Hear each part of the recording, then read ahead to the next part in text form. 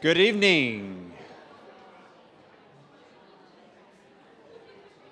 And as we quickly find a seat, we are very, very excited as the graduate school to welcome you all here this evening. We'll let everybody find their seats. Good evening. My name is Phil Payne. I am the interim dean of the graduate school here at Kansas State University. To those of us both joining us in person and to those viewing us online, welcome to the 2026 K-State 3-Minute Thesis Finals, or 3MT competition.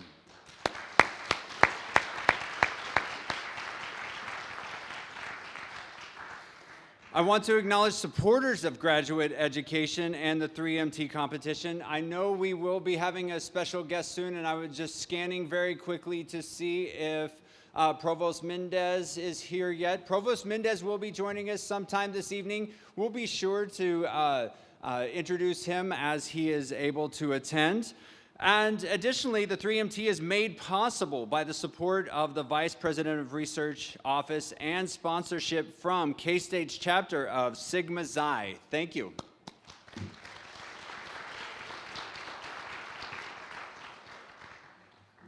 I want to take a moment just to congratulate all of tonight's finalists. The amount of work, dedication, and just overall passion that goes in not only into this 3-minute thesis, but into your research and your scholarly activities. So congratulations on all of your work to this point. Just a few numbers. These 13 finalists came out of an initial number of 82 prelims contestants. So out of 82, these are our top 13 3-minute thesis finalists, and it is an accomplishment to be proud of. So congratulations again. Many of you are attending 3MT for the first time, including some family members of our presenters.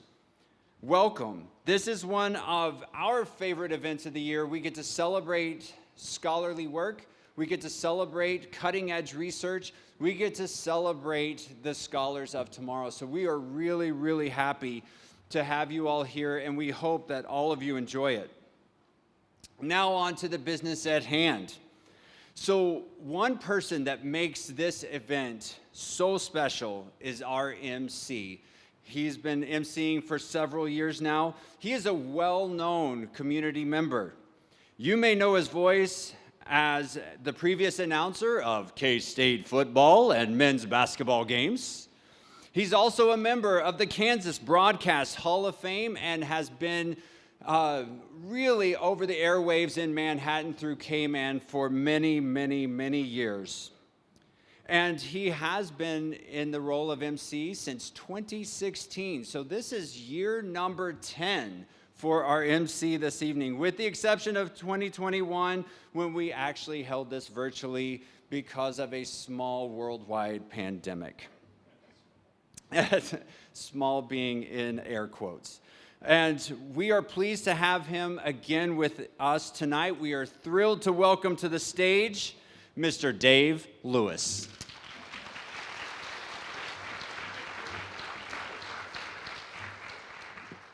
Thank you, Dean. Thank you, everybody. Hello, welcome. I heard you try to imitate me. Amateur. Not too many people can get by with that. Well, this is a lot of fun. For those of you, and Dean mentioned this a little bit ago, that, we got a lot of people who have never been to this before. And for those of you that have, you know that this is a wonderful experience. You get to see just how wonderfully talented and educated some of our presenters are. For those of you that aren't presenting or haven't been here, you're going to walk out of here thinking, holy heck, we got a lot of smart people here. And you might even learn something if you listen. It just won't be from me. I'm the dumbest man in the room. But anyway, it's an honor to be here, and you did make mention it's been a little while since I did announce K-State football and basketball. I did do some It came up. Today's the 20th anniversary from my first basketball game, first game that I announced for K-State. So when we're done here, there's going to be a celebration, Amy. Jason, you can come too. We can all go. I don't know who's buying me, but we could do something like that. So it's an honor to be here and be a part of the K-State family. Once again, thank you, Dean, and thank you everybody for allowing me to be a part of this. We do have one request. If you got a cell phone, turn it off, silence it, do something. We've got a lot of, there's a lot with the presenters that are going on in their heads. They don't need that distraction. So as a courtesy, if you would do that, we would appreciate it. Now comes the old man glasses. Thank you. We have a special evening in store for you with the 3-Minute Thesis, or 3MT. It's not your average research presentation event. This competition challenges graduate students to present to a non-expert audience a compelling oration on their graduate research topic and its significance in no more than 3 minutes with just one slide that you'll see on the screen up here to my right and left. The 3MT develops graduate students' presentation and communication skills, and it celebrates their research discoveries. And as Dean mentioned, 82 K-State master's and doctoral students participated in the first round of competition on February 11th. 13 advanced to tonight's final competition. So we are going to welcome them in K-State game day fashion to the stage here at the K-State Student Union Ballroom. And I ask you, K-State fans, are you ready? K-State fans, are you ready?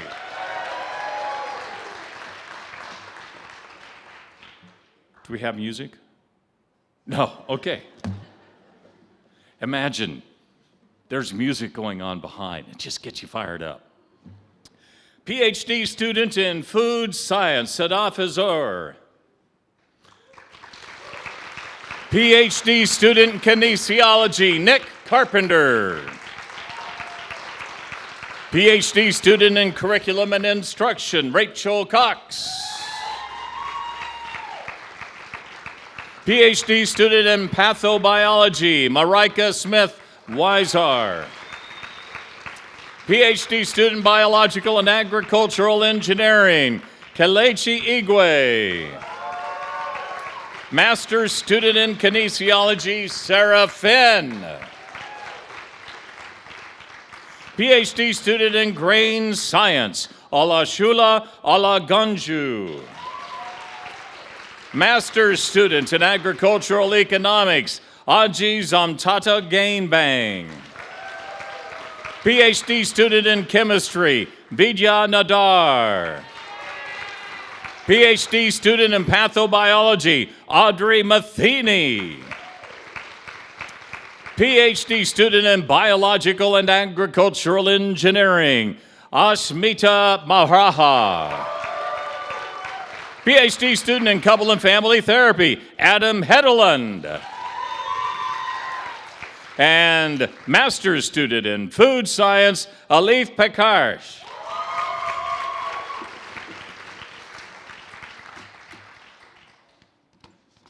That's the hard part of the evening for me. Thank you. Thank you. Next, we'd like to introduce you to another important group of people here tonight. Oh, wait a minute. Let's just give them all a big collective hand, shall we?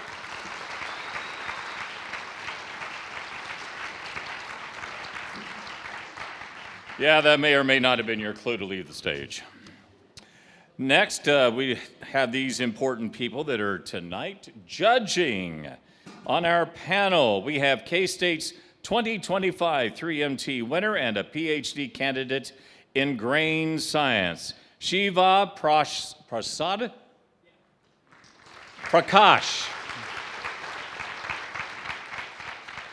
That's the one I didn't practice. President and CEO of the Manhattan Chamber of Commerce. Let me see if I can get this right. Jason Smith. Associate Professor of Management, Dr. Rachael Cox. Graduate School Advisory Board member and former president and CEO of the K-State Alumni Association, Amy Button-Renz. Director of K-State's Institutional Review Board and Professor in Special Education Counseling and Student Affairs, Dr. Lisa Rubin.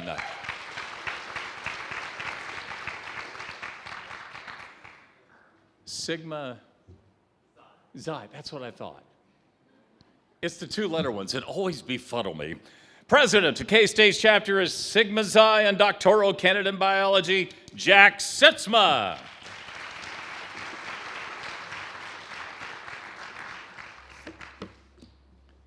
I need a drink.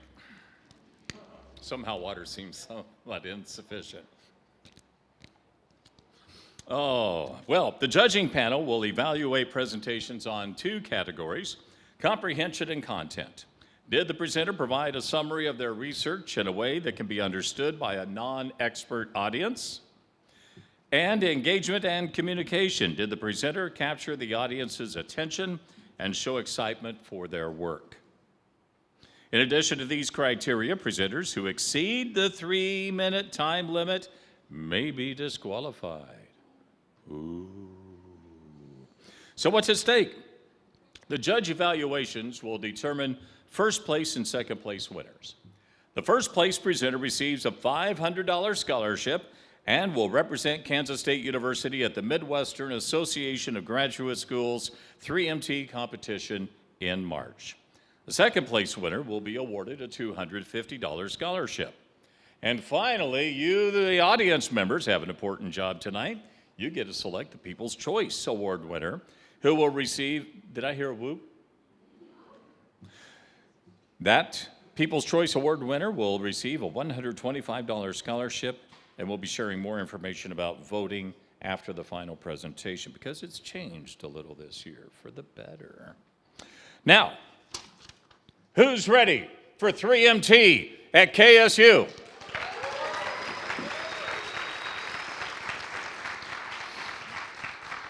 Our first presenter is Sadaf Azhar, a PhD student in food science from Multan, Pakistan. Along with pursuing a PhD in food science, Sadaf is the mom of a very energetic 2-year-old, so multitasking is a big part of her life. Sadaf likes to cook, think about her research, plan experiments in her head, and listen to her child all at the same time. When Sadaf finds a quiet moment, she enjoys reading novels and one day hopes to write one herself. Her personal goal is to raise a kind, thoughtful human. Professionally, she aspires to become a professor who shares knowledge and inspires others through teaching. Would you please welcome Sadaf Azhar.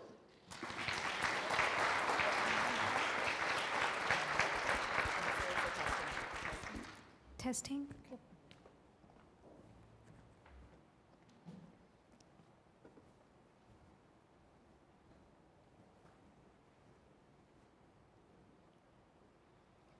We all love the fresh smell of a bread, whether it's toast in the morning, a sandwich at lunch, or a garlic bread at dinner table.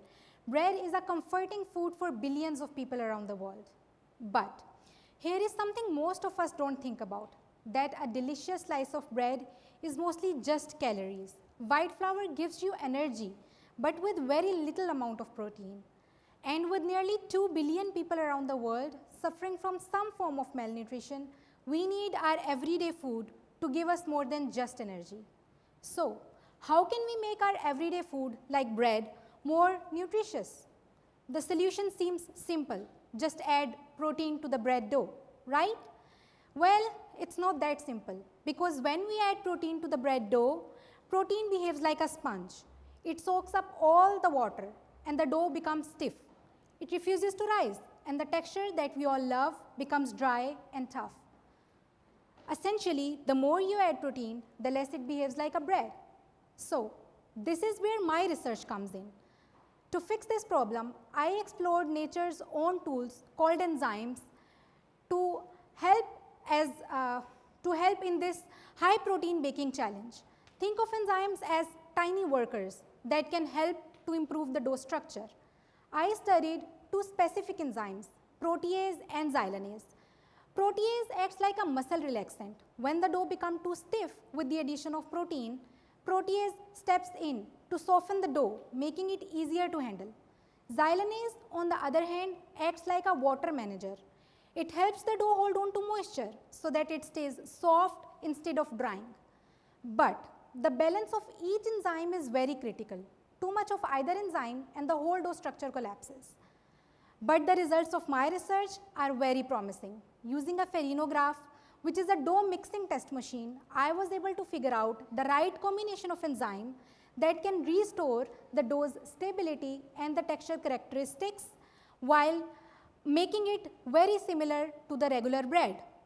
At the same time, packing significantly higher amount of protein in the dough. So, with the help of my research, we don't have to choose between tasty and healthy. We can make a bread that is soft and fresh like a regular bread, but still has higher amount of protein in it. In my lab, we make everyday food better for everyone. Thank you.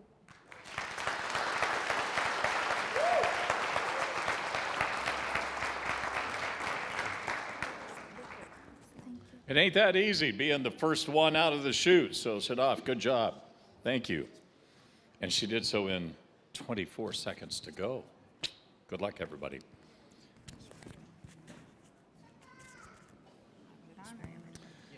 We take a few moments here during this time for the judges to write out on their cards some of the different things that their thoughts are about the presentation.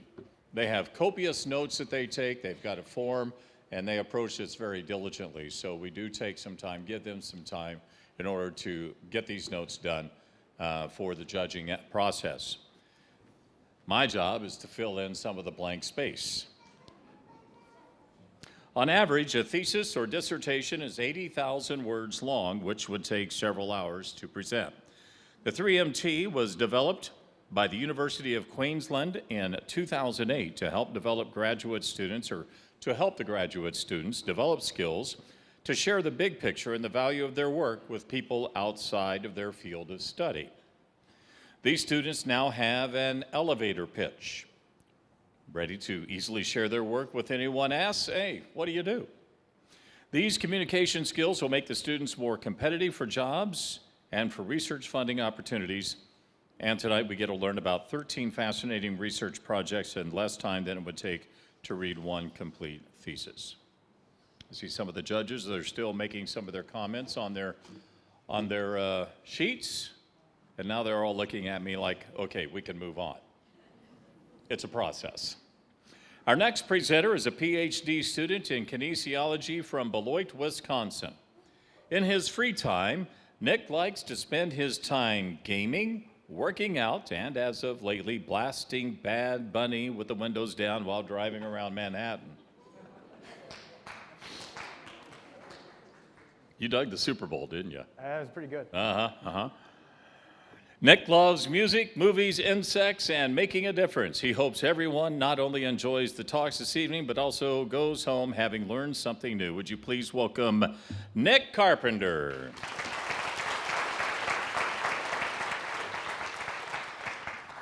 This thing on? Okay. Tonight, I will keep things short and spicy. Our lab is reducing blood pressure responses to exercise through what is basically a chili pepper receptor. Now, to elaborate, we are concerned with how cardiovascular disease can dangerously exaggerate blood pressure responses to exercise, thus raising the risk of severe events like heart attack and even stroke occurring. Unfortunately, work in animals and humans shows us that the use of capsaicin, which is the actual spice of chili peppers, can reduce blood pressure responses to exercise. Now, I might be a little biased, but the idea that when eating something spicy, the same thing burning your mouth could be benefiting your health is exciting to me, at least. The only problem with that is that capsaicin generally doesn't feel very good.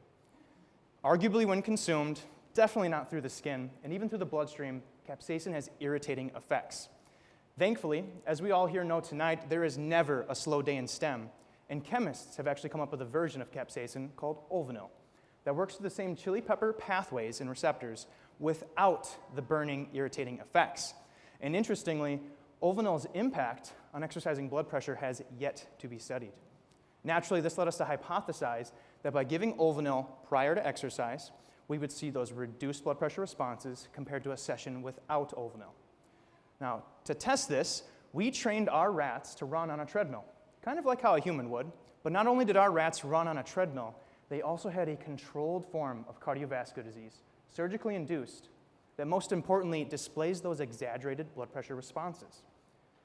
Now, on the day of the experiments, 2 lines were placed, one into the artery and one into the vein.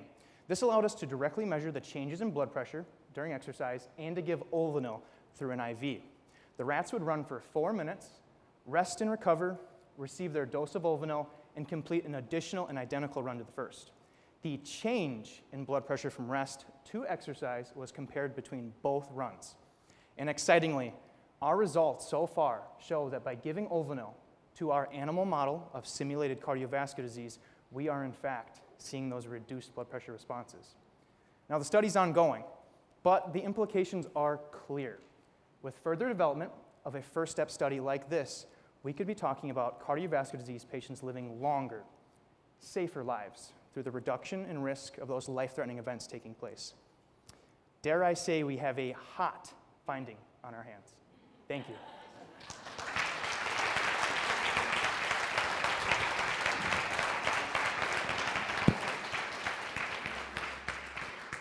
Careful, it's live. Things I shouldn't say.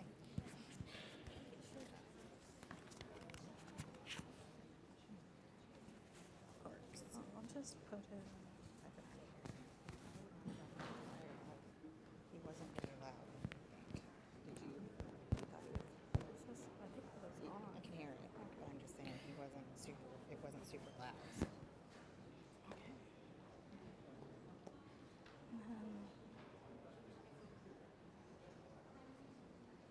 Okay.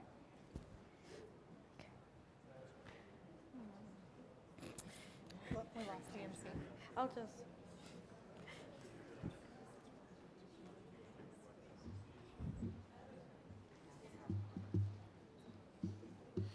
Thank you, Nick. All his presentation skills come from Bad Bunny concerts. There's another important group of people here tonight that we'd like to recognize, and you see their names up on the screen. These are the faculty mentors of the presenters. Tonight's event is a fantastic showcase of graduate student research. We're being treated to outstanding presentations, and that's due to the hard work and dedication of the students as well as to the strong mentoring they receive from K-State graduate faculty. So let's take a moment to recognize all the faculty members at tonight's finals, and if any of you are present, would you please stand so we can applaud you?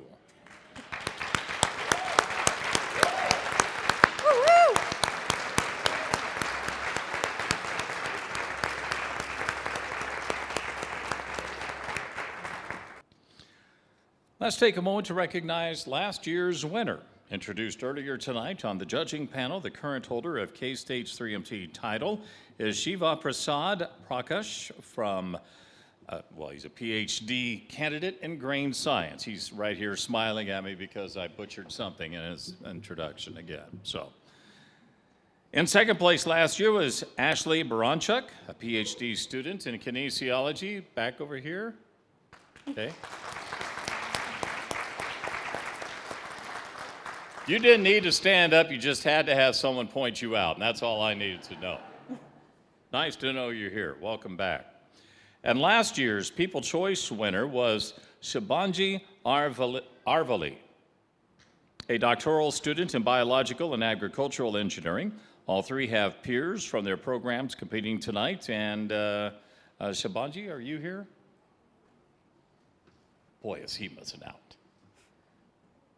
So anyway, how about a nice round of applause for last year's winners collectively?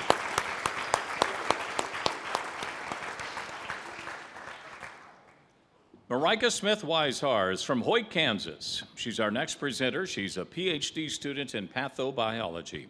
This will be MaRyka's second doctorate degree. She has already earned a doctorate of veterinary medicine, or DVM. She's a veterinarian that primarily works on horses, the one livestock species her dissertation topic actually does not affect. MaRyka especially enjoys equine dentistry and hoof care. And who doesn't? I don't understand those that don't. Yeah, I think it's a delightful thought. After earning her PhD, she hopes for a career in animal disease preparation, defense, and response. So please welcome MaRyka Smith Azhar.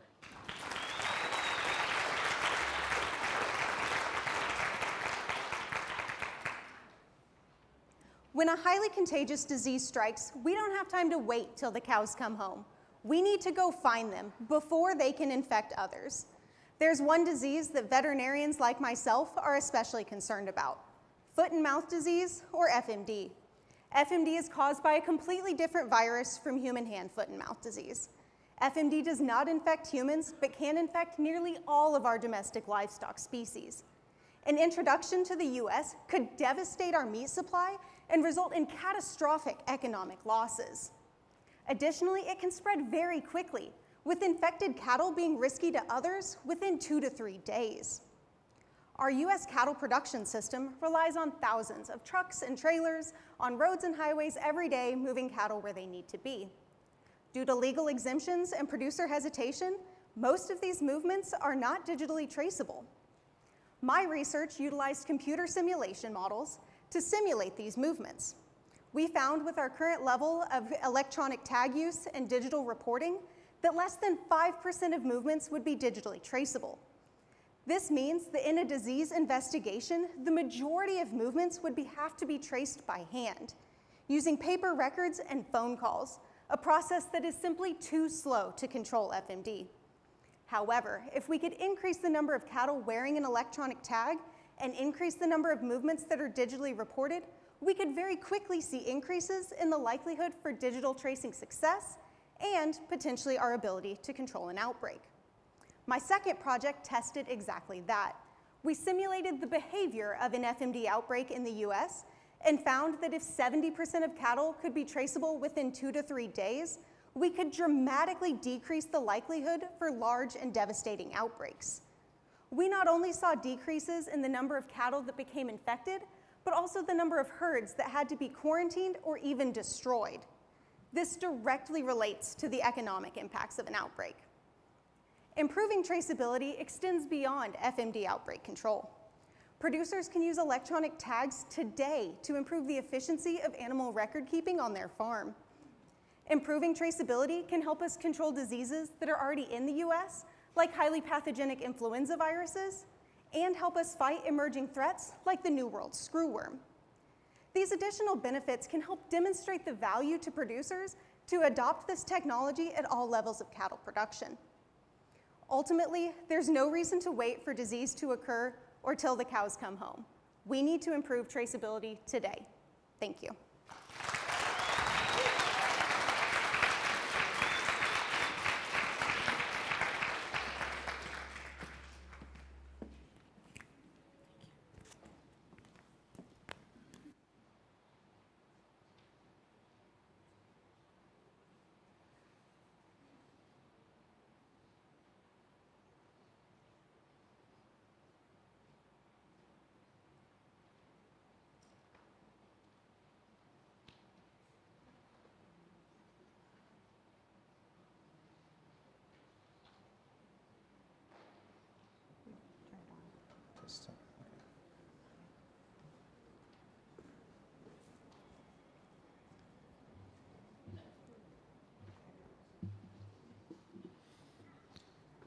You made this for a reason and put it up here for a reason, didn't you?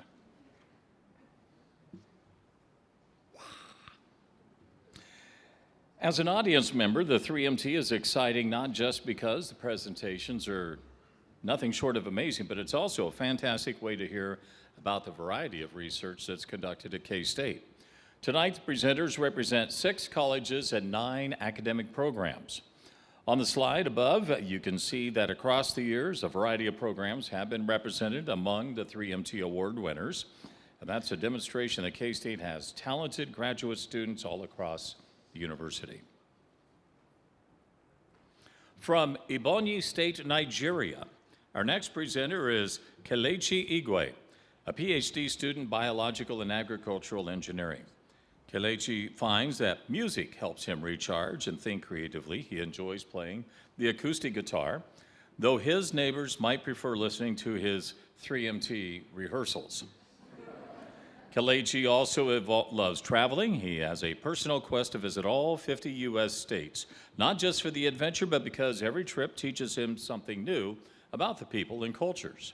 Someday he hopes to lead a research lab as a professor, but for now, Kelechi is building his professional skills one step at a time, starting with managing the ever-expanding collection of open browser tabs on his computer. Please welcome Kelechi Igwe.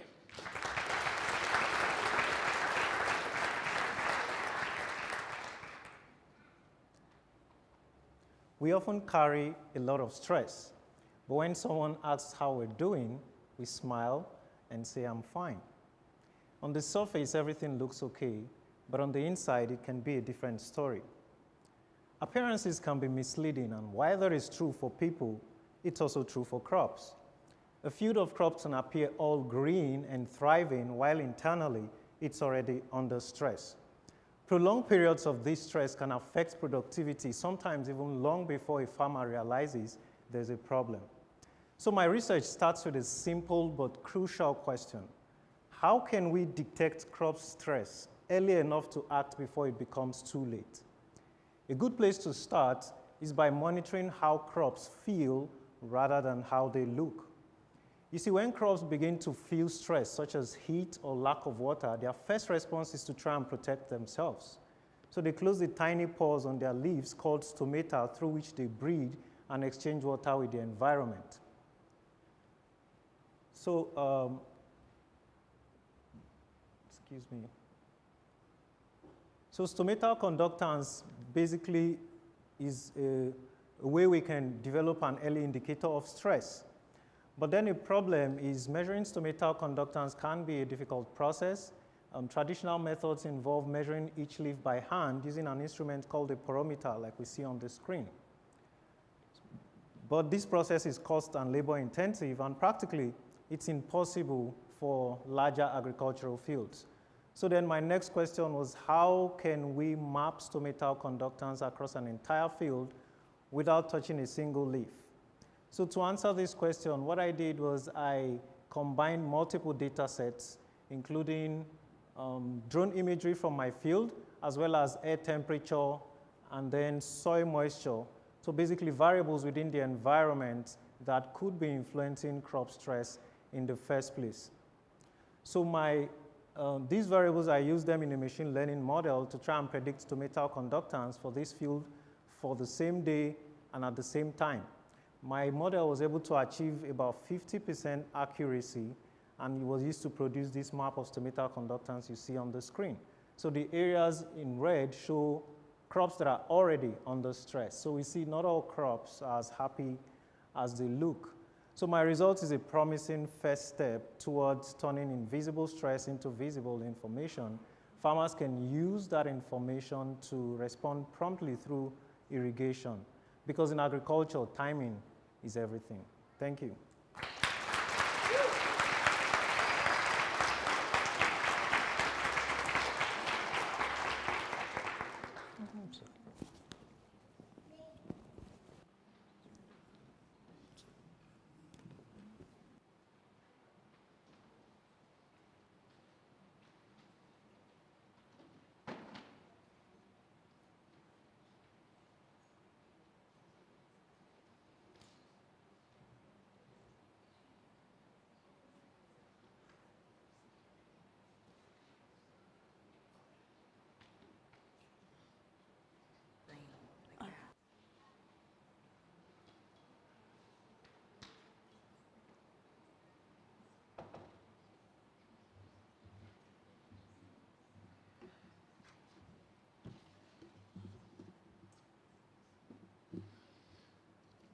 As a reminder for one graduate student, their 3MT journey does not end tonight.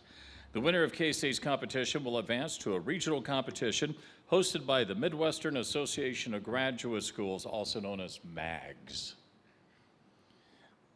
Long time ago, if you had MAGs, they were the four wheels you put on a car. Most of them were Kragers. If any of you remember Krager wheels, you know what I mean. Okay, thank you. I'm not the only old one here, thanks. One of the students, well, we've had two that have done well in the MAGS. K-State has had at least 4 graduate students advance to the final round of the MAGS 3MT. One of these students was the winner of MAGS 3MT competition in 2019, Dr. Chris Omni.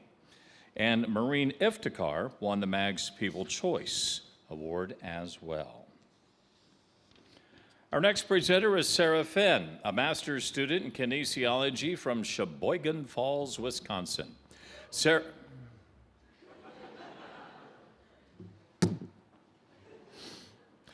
loves the outdoors, food, and travel, so naturally, while living in Spain, she hiked 100 miles across the northern region on the Camino de Santiago. When not in the lab, Sarah loves trying new specialty dark chocolate and cooking while listening to old Italian music. She started competing in triathlons this past year and hopes to do an Ironman 70.3 in 2027. Would you please welcome Sarah Finn?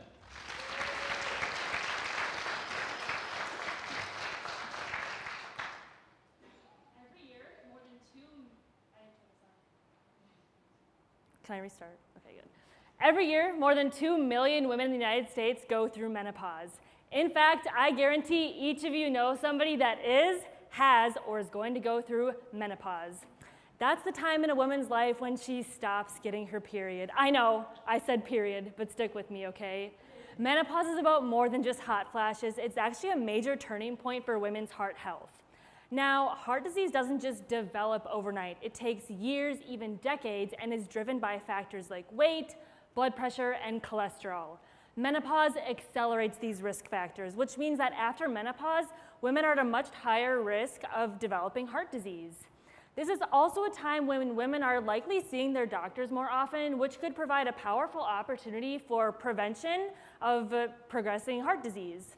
So my research asks, can something as simple as a conversation with your doctor where they give you advice about exercise, diet, positive lifestyle changes, could this actually have a meaningful impact on heart health trajectory through this really critical transition? To answer this question, we used 2 large US data sets and studied thousands of women. We first wondered how many women were actually receiving this advice from their doctor and what characteristics differentiated them from women that weren't receiving this advice. Then we followed women as they moved through menopause to see if receiving advice from their doctor actually had a meaningful impact on their heart health. Here's what we found. About half the women in our study reported receiving lifestyle recommendations from their doctor, and they were more often overweight and had high blood pressure. When we looked at women as they moved through menopause, one result really stuck out to us. Women that reported receiving lifestyle advice from their doctor saw a significantly smaller rise in harmful cholesterol levels in the years right before menopause. This is when cholesterol usually spikes the most. This tells us that something as simple as a conversation with your doctor can actually buffer a major heart disease risk factor. Cholesterol is a substance that goes in and clogs your arteries and can cause a major life-threatening event like heart attack and stroke. And while many of the women in our studies were already at risk for developing heart disease when they received this advice, all women benefited from this guidance. And unlike age or genetics, cholesterol is modifiable. So menopause doesn't need to mean a downward spiral in heart health. With timely advice, improved awareness, and inspired action, women and their healthcare providers can take tangible steps towards improving their own heart health and reduce the heart disease burden in Kansas and across the United States. Thank you.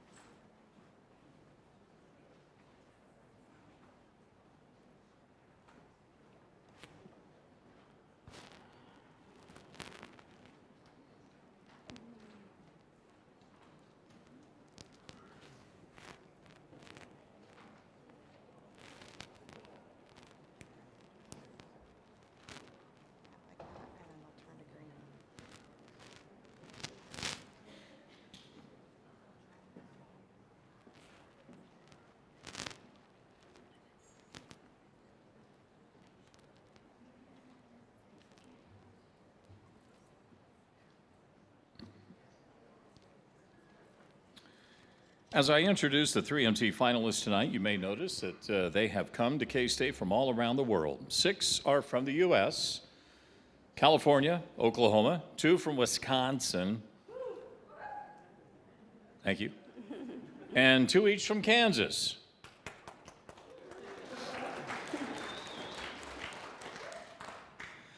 The other 7 came to K-State from 6 countries: Chad, India, Nepal, Pakistan, Turkey, and 2 from Nigeria.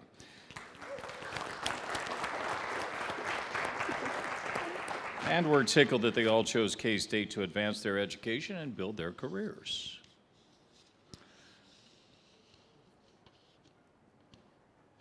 Our next presenter is Olusholo Olaganji. She is a PhD student in grain science from Lagos, Nigeria. Olusholo is driven by a professional goal to use AI and policy to strengthen food security and build more resilient food systems. She's passionate about advocating for the rights of women and children. Outside her work, she loves traveling and exploring new cultures around the world. Would you please give a 3MT welcome to Olusholo Olaganji.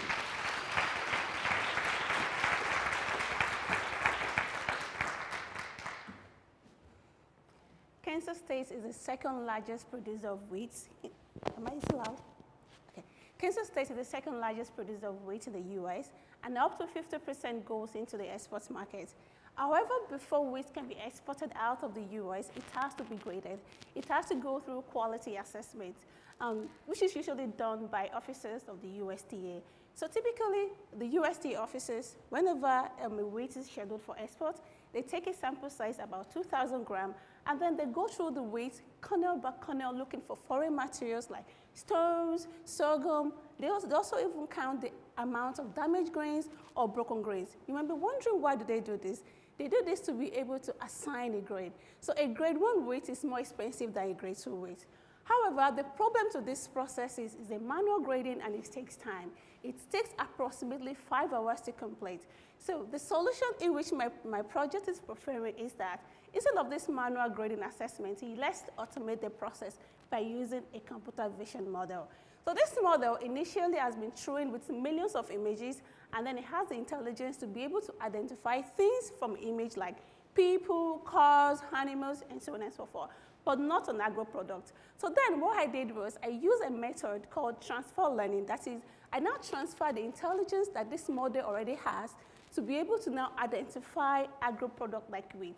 So I use another method called fine-tuning. That is, I now fine-tune the model with 1,000 images of wheat. So then this model can now use the unique attributes of wheat, like its shapes, its color, to be able to tell it apart between wheat and other foreign materials that we do not want. So after doing some other technical steps, I was able to achieve up to 97% accuracy.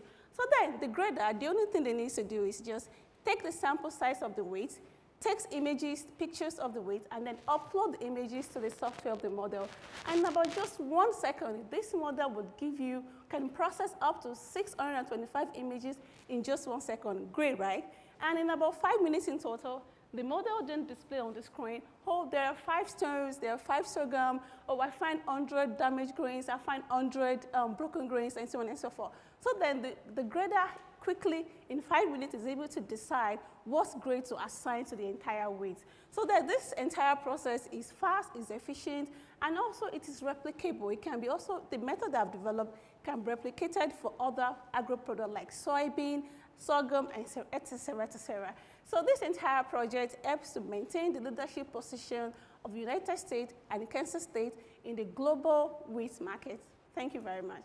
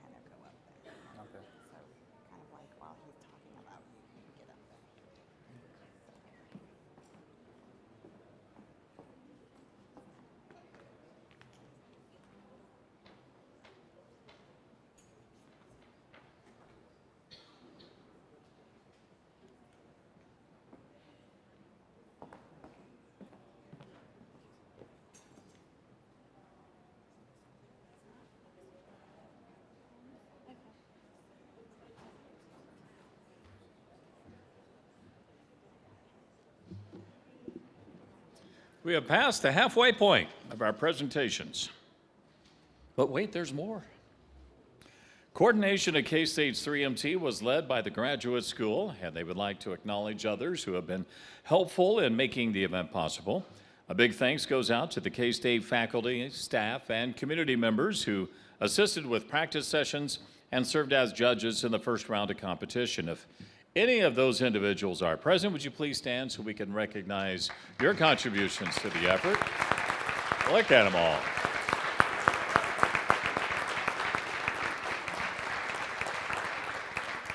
The graduate school was thrilled to have several graduate degree alumni volunteer as first-round judges. And I understand that there may be some alumni in attendance tonight. And if you're a graduate school alum, would you please stand? Or not? Okay. Megan, it's okay. Yeah. Yeah, thank you. And thank you for joining us and staying connected with K-State and your graduate alma mater. Our next presenter is Azhar Gainbang, a master's student in agricultural economics. Azhar is a husband and father. He is passionate about gardening and sheep, and he is a polyglot who speaks 7 languages. In his home country of Chad, Azhar launched a parboiled rice brand called Ajiras. Azhar is also engaged in a leadership role. He serves as the acting president of K-State's Fulbright Association. So would you please welcome Azhar Gainbang.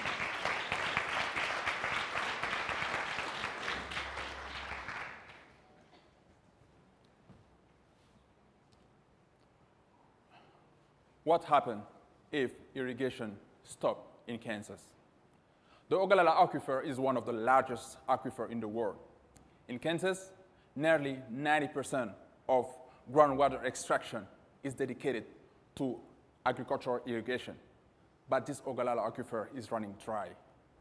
The water level has declined by 2.7 feet in average since 1996.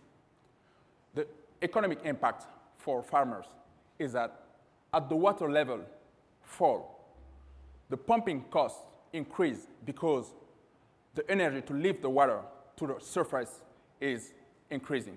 So the farmer profitability is decreasing.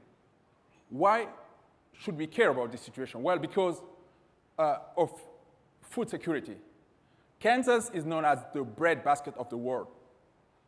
20% of wheat produced in the US come from this land, and it represents 8% of the global wheat production. Secondly, the rural communities. Small towns, businesses, and services are closing. School enrollment are dropping, and the number of ghost towns are increasing because agriculture is no more viable in these conditions. So the research that we are conducting is asking what kind of enterprise could be viable in Western Kansas in the context of water depletion. The solution that we are proposing is sesame seeds, a drought-tolerant crop which is doing very well in semi-arid environment like in Kansas. We use enterprise budget to compare sesame budget with corn, soybean, and wheat to see what is the profitability and what is also the water requirement of each of these crops to see what they can do. Well, one of the findings is that sesame require 50% less water than soybean and corn. I know that that's Kansas crops, but there is an advantage here. And in 2024, the US imported for $169 million of sesame oil, which means that there is an opportunity for Western Kansas farmer to grow and to take a piece of this money. So the preliminary result shows us that sesame remain profitable, but also it saves water, which means that it will extend the lifetime of the Ogallala Aquifer. So sesame is not about abdication, it's about adaptation. Thank you very much.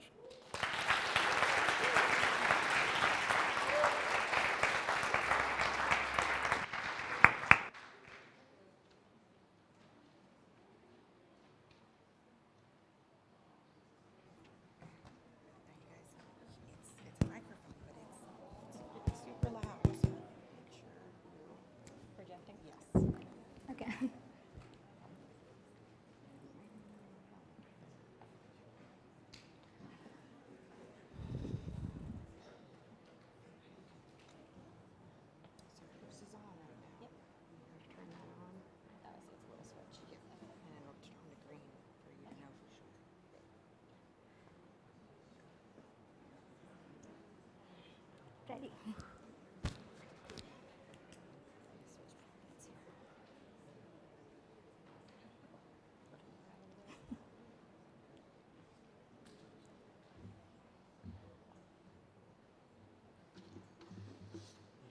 Anji, was that your kid that just came up and gave you a hug?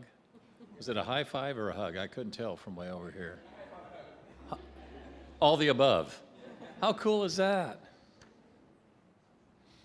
Assisting with tonight's event are a few of the Graduate Student Council, or GSC, executive officers. The GSC is the K-State student organization that represents all K-State graduate students. The council is currently accepting applications for their students and for the 2026-27 officer election.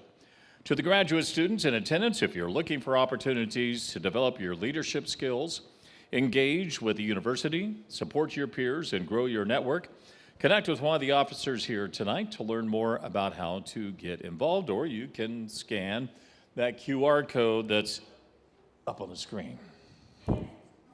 Scan it. Does that mean I have to pause? I told them to turn off their phones. What a conundrum.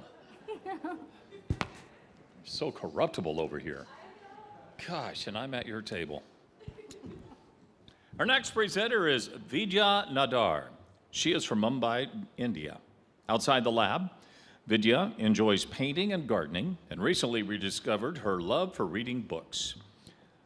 Vidya loves unwinding by spending time with her husband, especially watching movies and web series together. And last summer, he introduced you to the entire Marvel Cinematic Universe, and you loved it. Yes.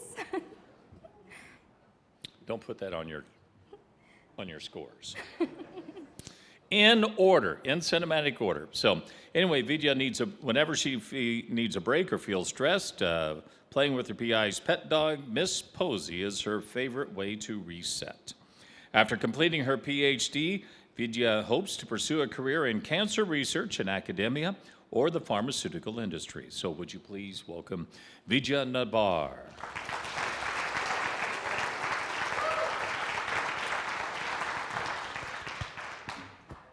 Check.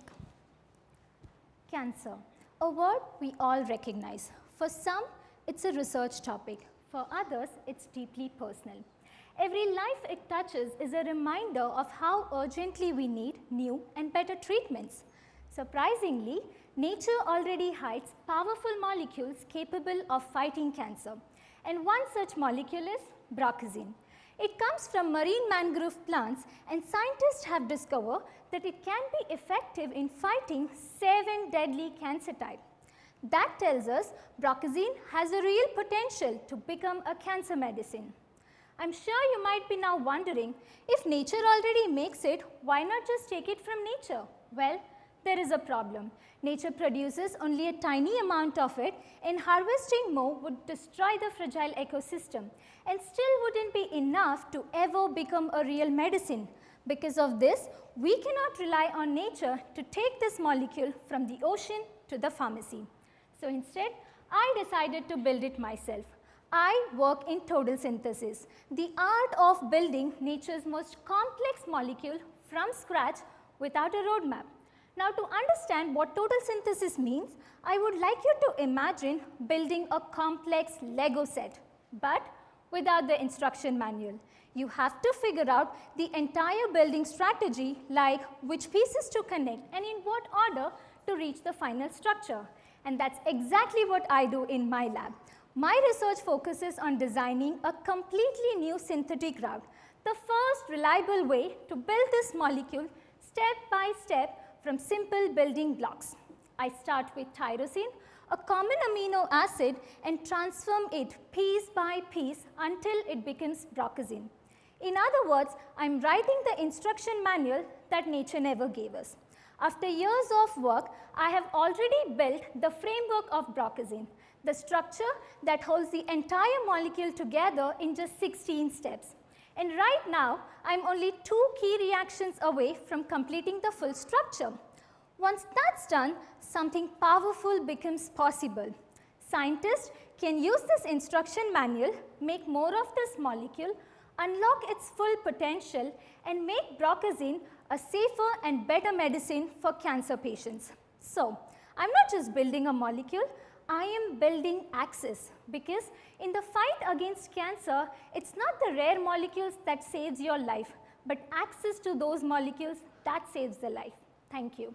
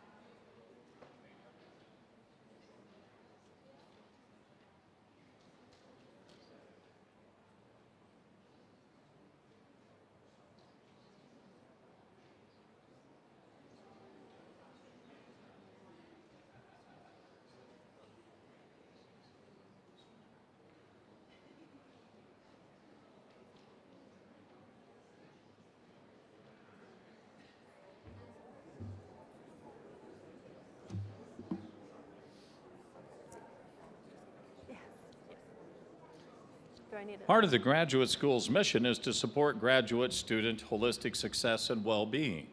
Last year, they started a new initiative to support new graduate students' sense of belonging to the Manhattan community. In partnership with the Manhattan Area Chamber of Commerce, a mentoring program was developed to pair first-year graduate students with established business leaders as mentors, and the program has been a success and is a valued partnership with the Chamber. One of our judges, of course, Jason Smith, president of the Manhattan Chamber of Commerce. Thank you. Our next presenter is Audrey Matheny, a PhD student in pathobiology from Oklahoma City, Oklahoma. Outside of her research, Audrey enjoys outdoor activities like camping, kayaking, archery, and gardening with her husband. They have a ball python snake and a menagerie of house plants at home. Audrey has recently started collecting small pieces of stained glass art that she finds in local antique stores. So would you please welcome Audrey Matheny.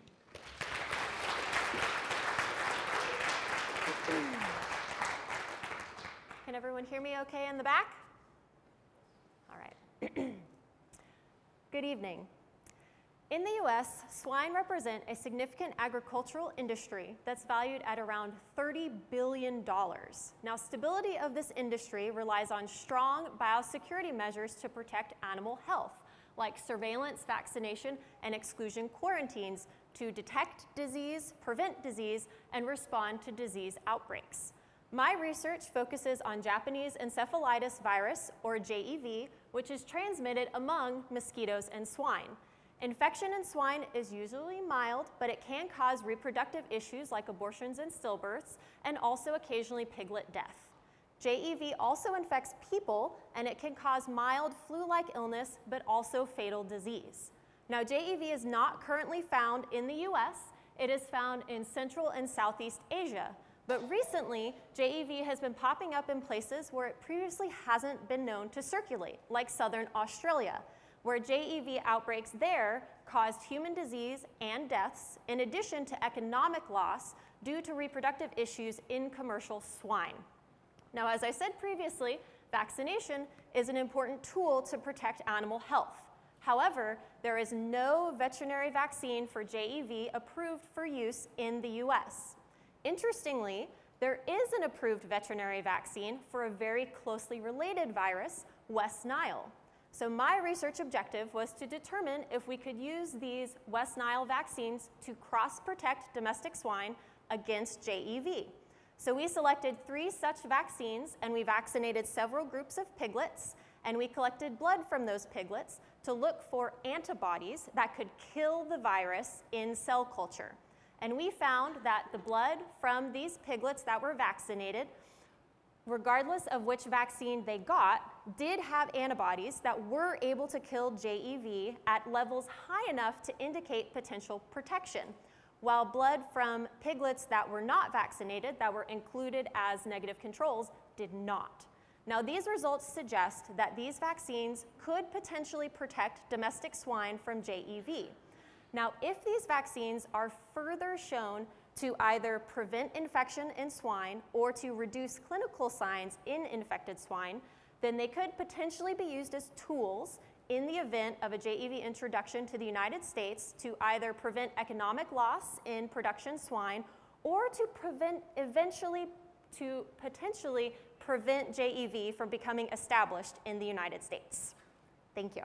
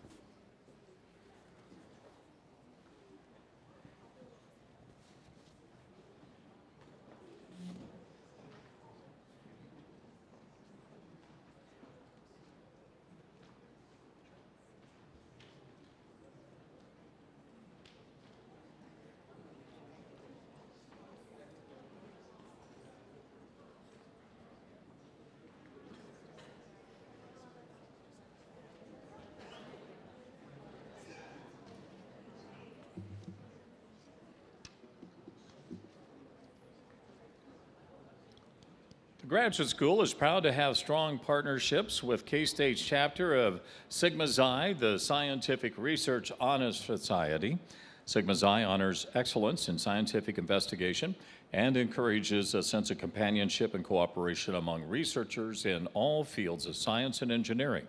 It offers excellent opportunities for graduate students to grow their interdisciplinary professional network and advance their research.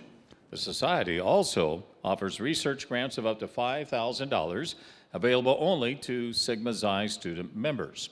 K-State's chapter is sponsoring the first place 3MT award and will sponsor a one-year membership to each of the 13 finalists that are presenting here tonight. So thank you, Jack, and the rest of Sigma Xi for your support of 3MT.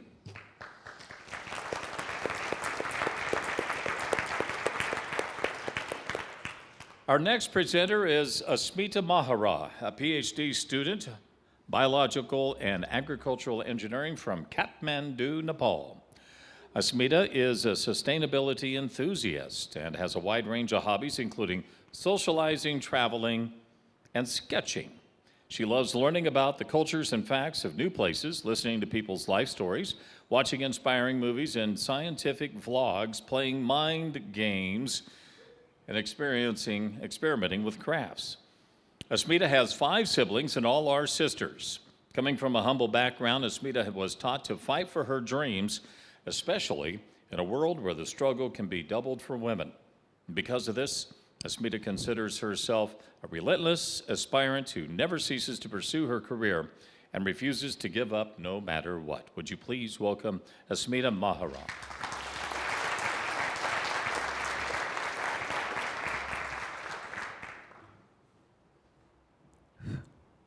You can hear me? Quick question. Have you ever wondered what happens to your trash after it leaves your home? From the data in 2018, more than 70% of total waste produced in the United States ended up in landfills. Unfortunately, capacity of these landfills are limited, and we are already facing a silent crisis. Missouri, for instance, is on the brink of landfill capacity with only 28% remaining. Talking about Kansas, the landfill in Johnson County is estimated to run out of space in less than 2 decades. If we continue our current path of consumerism, no wonder we are heading toward the future of unmanaged waste and associated health hazards. In short, we are running out of space, and we are running out of time to prevent this. But what if we could turn this chaos into resource? Meet hydrothermal liquefaction. This cutting-edge industrial technology acts as a pressure cooker on carbon source taking agricultural waste, seaways, and municipal garbage, heat them up at very high temperature in the presence of water to produce renewable energies like electricity, fertilizer, and crude oil. This is basically a brilliant way to upgrade waste into energy while also providing solution to our landfill crisis. But there is a major catch. This process also produces very toxic wastewater, that one. It is so toxic that natural decomposer can't just break it down, or takes far too long before becoming environmentally safe. So then what do? This is where my research comes in. I present you Nature's Crew, a team of 1 fungus and 2 marine proteins, which when combined are so effective in consuming this toxic compound in this wastewater. And what's more, it also produces microbial biomass that can be recirculated back to the liquefaction as a very good carbon source and produce even more energy. By integrating this biological treatment with this industrial technology, we can transform waste into sustainable energy. Hence, we are not just preventing the next landfill crisis, but also engineering a circular economy, a future where trash doesn't just go away, but comes back as an energy. Thank you.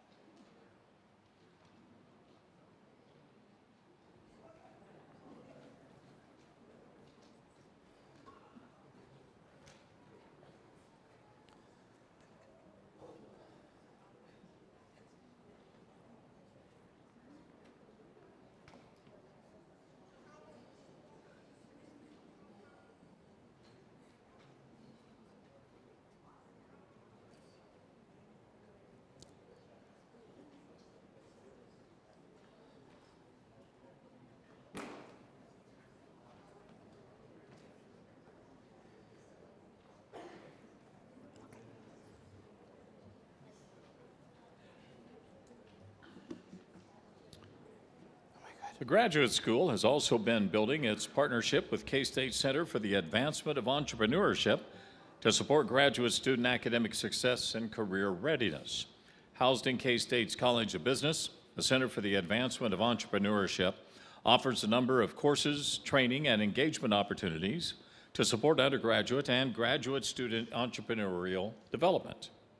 Experiences like idea pitch sessions and entrepreneurial competitions support the development of skills that are just as valuable for graduate students pursuing careers in research and education as they are to those pursuing careers in industry and business. Dr. Mui, thanks for your work that you and your colleagues do to support K-State students' communication and professional skills development.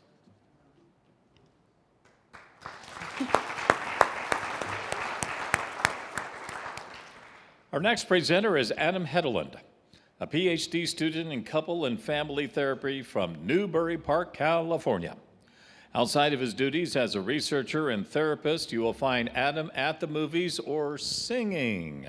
He's a proud member of the AMC Stubbs Reward Program and tries to see at least 1 movie every month. He's also a trained high school opera singer, but gave that all up to listen to people talk about their problems every day. And he loves it. Would you please welcome Adam Hedeland?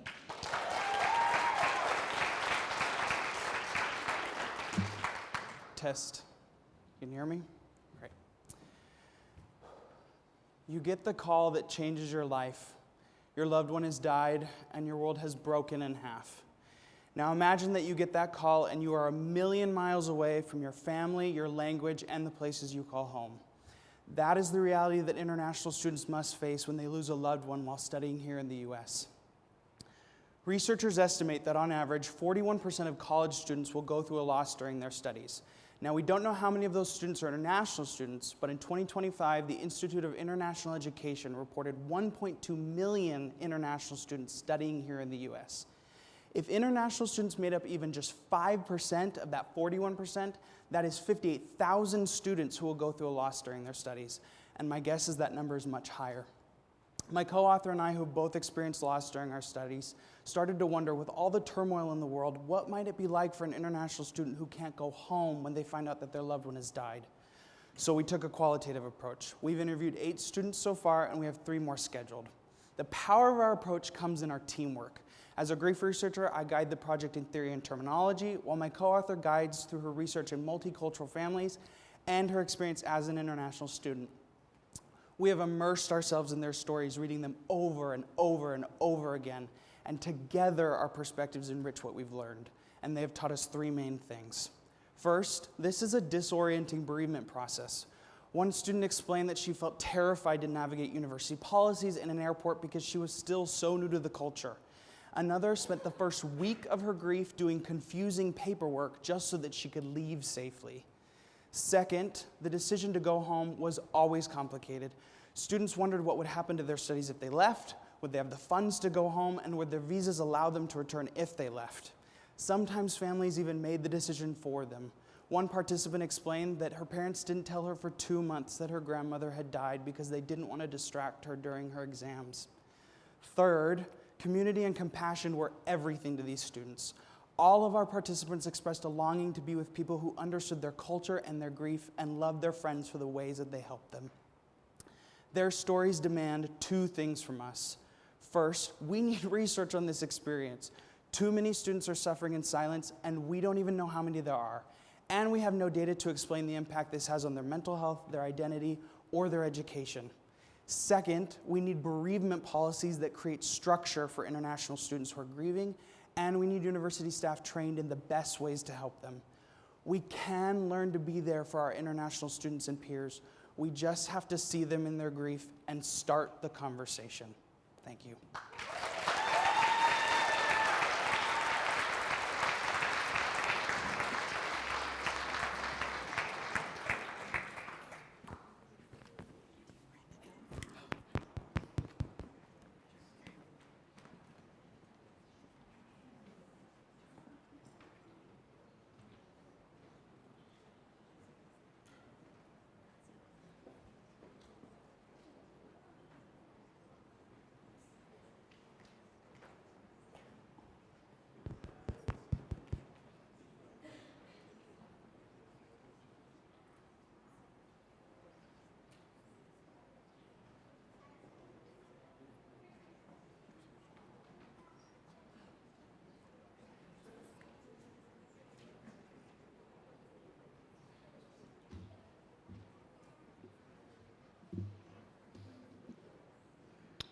If you've been enjoying all of these amazing presentations, I have some good news to share. We have one more presentation. And there are 2 more opportunities to learn about graduate student research this year. On March 24th, 10 K-State graduate students will present posters of their research to state legislators at the Capitol building in the Topeka for the annual Capitol Graduate Research Summit. The event's open to the public, so if you're in Topeka that day, stop by to support the K-State graduate students and to learn about research that's being conducted by grad students at other Regents institutions as well. Then you can join the graduate school April 21st and 22nd for the K-State Grad Forum, where graduate students will give talks and poster presentations of their work. There are also opportunities to serve as judges at K-Grad. Presenter number 13, last but not least, Alif Pakash, a master's student in food science from Turkey. Alif loves traveling and exploring new places and cultures. Staying active is a big part of her life. Alif enjoys working out and trying different kinds of fitness activities to recharge. She also really values spending quality time with her friends, whether it's cooking, going to events, or just having long conversations. One of Alif's personal goals is to keep building a life where she can stay curious, active, and connected with people from different backgrounds. So would you please welcome Alif Pakash.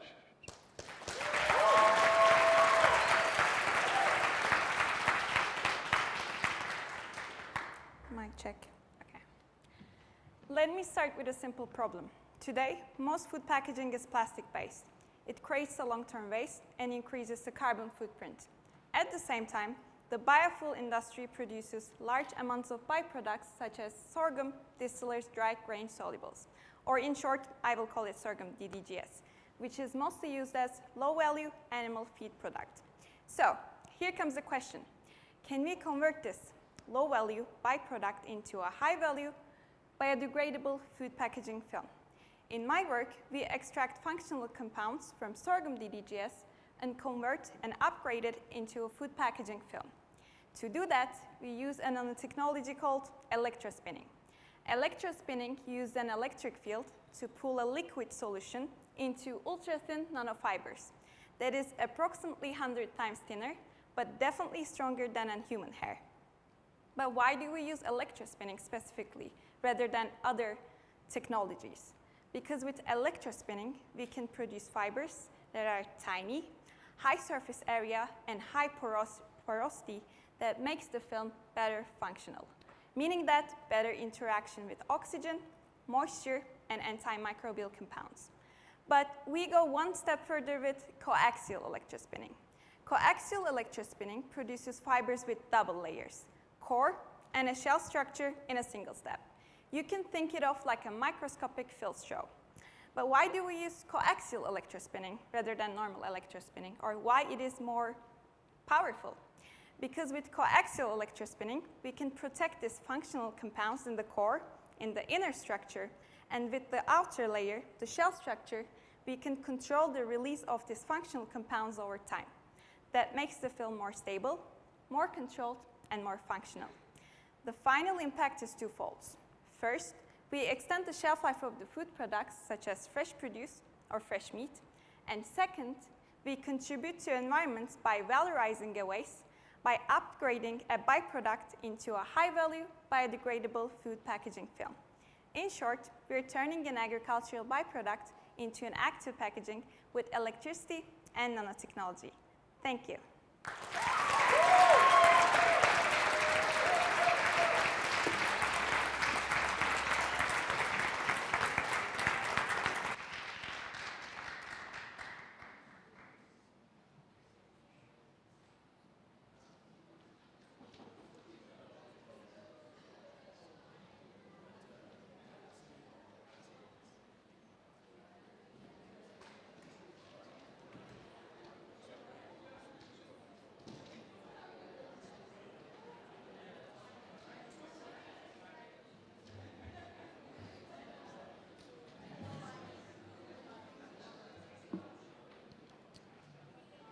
All right, now's the time for you to vote for the People's Choice winner. Voting is limited to those present in the room, and one vote per person. Event staff distributing the ballots now as I speak. If you don't have a mobile device or prefer low-tech format, please see event coordinators for that paper ballot. We'll take a short break, allow coordinators to tally the judges' scores, and then we will come back with the announcement of our winners.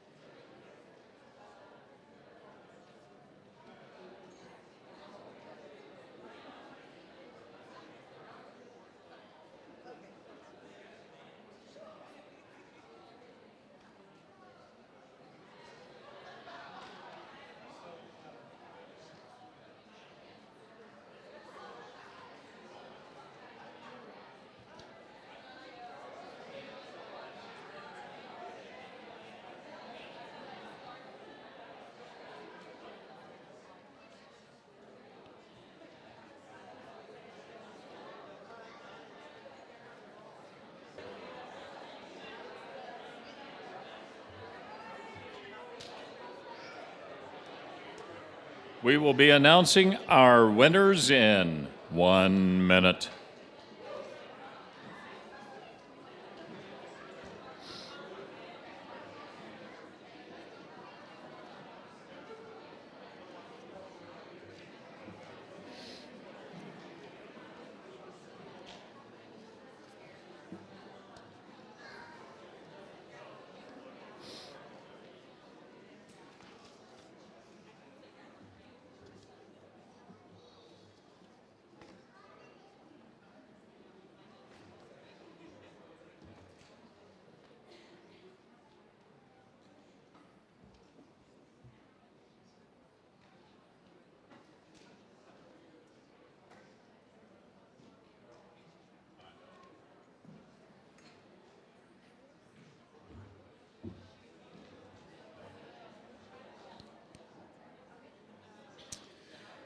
Well, gang, the scores and votes have been counted, and it's time to present some awards. All the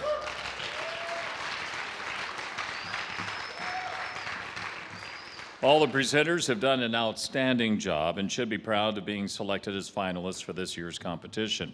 Before we recognize our presenters and announce award winners, let's thank our judges one more time. That is a very difficult job.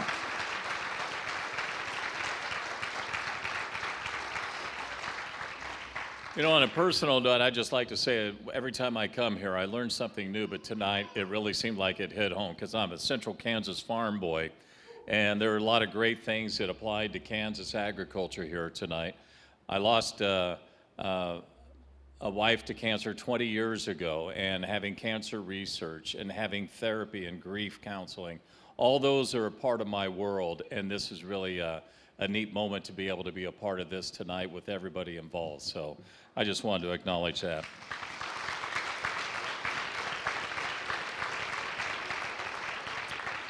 We'd like to invite Dean Payne and Dr. Miller to the stage.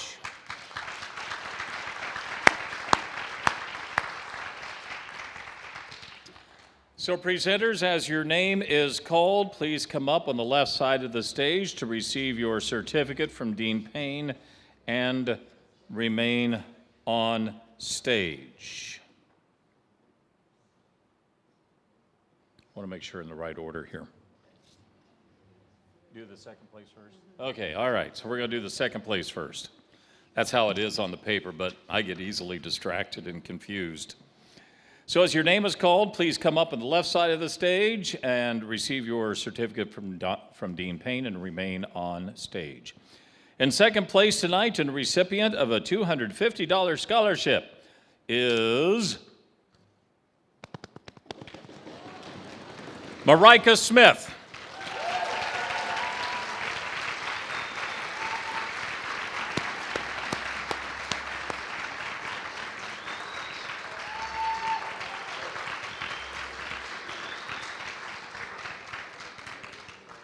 Should I say Azhar too? Because we worked on that.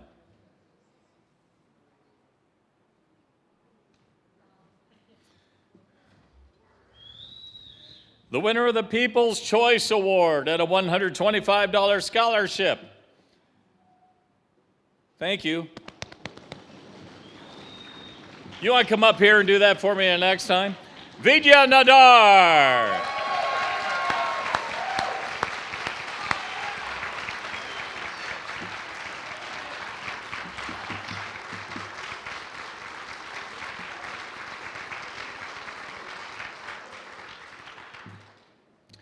So now we're going to keep you in suspense just a little bit longer because we're not even close to our 8 o'clock cutoff time.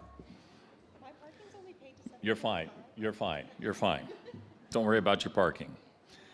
So we're about to announce a 3MT champion. All the students did an amazing job tonight, and we want to recognize all of them for the accomplishment of being a 3MT finalist. And as your name is called, please come up to receive a certificate. After all presenters are on the stage, we will announce this year's 3MT winner. Sadaf, Azhar, Nick Carpenter, Rachael Cox. I need to go slower, don't I? You're doing one at a time. Okay. Hey, Nick, go back that way. I got so excited. Okay, now, Nick Carpenter.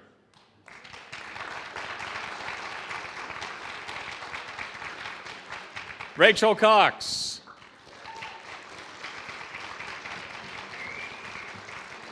I guess MaRyka's already up here, aren't you? Yeah.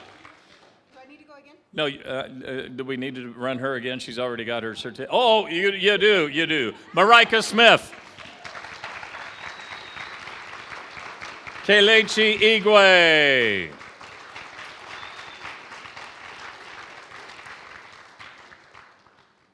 Sarah Fenn.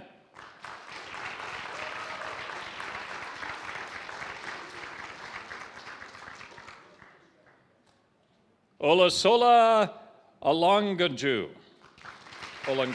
excuse me.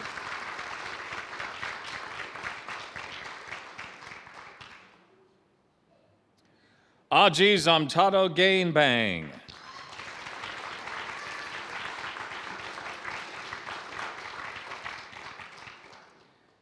Vidya Nadar. She's up here, Dean. Audrey Matheny.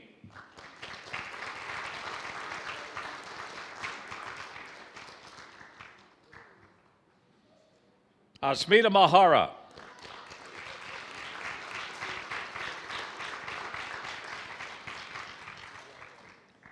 Adam Hedeland.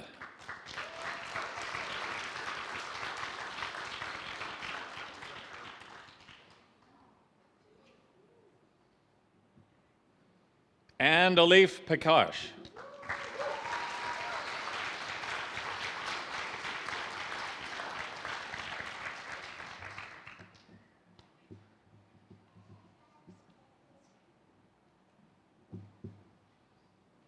And a big round of applause for everybody on the stage.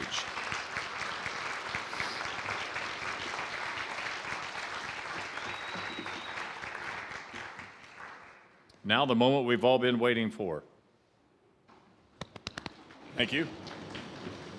The winner of K-State's 2026 3-Minute Thesis, the recipient of a $500 scholarship and representing Kansas State University at the Regional 3MT competition is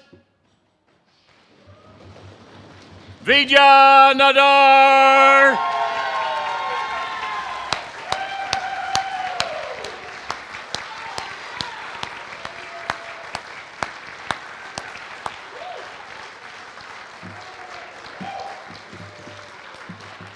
Congratulations to all our participants and to our winners tonight.